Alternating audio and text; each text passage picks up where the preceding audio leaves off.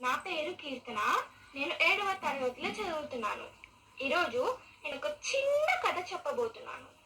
ఆ కథ పేరు స్నేహితం అంటే ఎంతో గొప్పది. మొదలు పెడదామా? ఒకరోజు ఒక ఇద్దరు స్నేహితులు ఉండేరంట.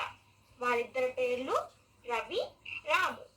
వాళ్ళిద్దరూ ఎంత మంచి స్నేహితులు అంటే వాళ్ళిద్దరి కోసం ఏమైనా చేయగలరు.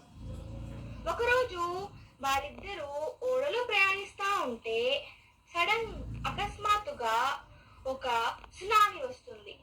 వచ్చినప్పుడు వాళ్ళిద్దరూ భయపడిపోతారు. రాము అయితే అయ్యో నా ప్రాణం ఎక్కడ పోతుందో అని భయపడతాడు. ఇంకొక రవి అయితే అయ్యో నా ప్రాణం ఎక్కడ పోతుందో, మా స్నేహితుడి ప్రాణం ఎక్కడ పోతుందో కాపాడాలి అని భయపడతాడు. ఎవరైతే తన కోసం భయపడతారో వాళ్ళు మునిగిపోతారు. ఎవరైతే తన కోసం ఇంకా వాళ్ళ స్నేహితుడి కోసం కూడా అనుకుంటాడో వాడు మునగడు.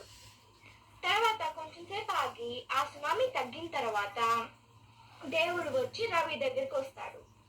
అడుగుతాడు, రవి నీకేం కావాలి?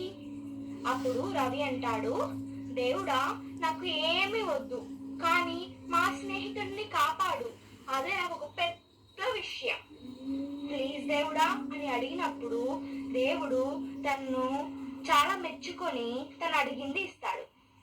సో ఫ్రెండ్స్, ఇదే ఒక చిన్న కథ.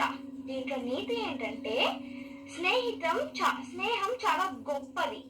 మనం దాన్ని మంచిగా చూసుకుంటే అది మంచిని ఇస్తుంది. థ్యాంక్ యూ, ధన్యవాదాలు.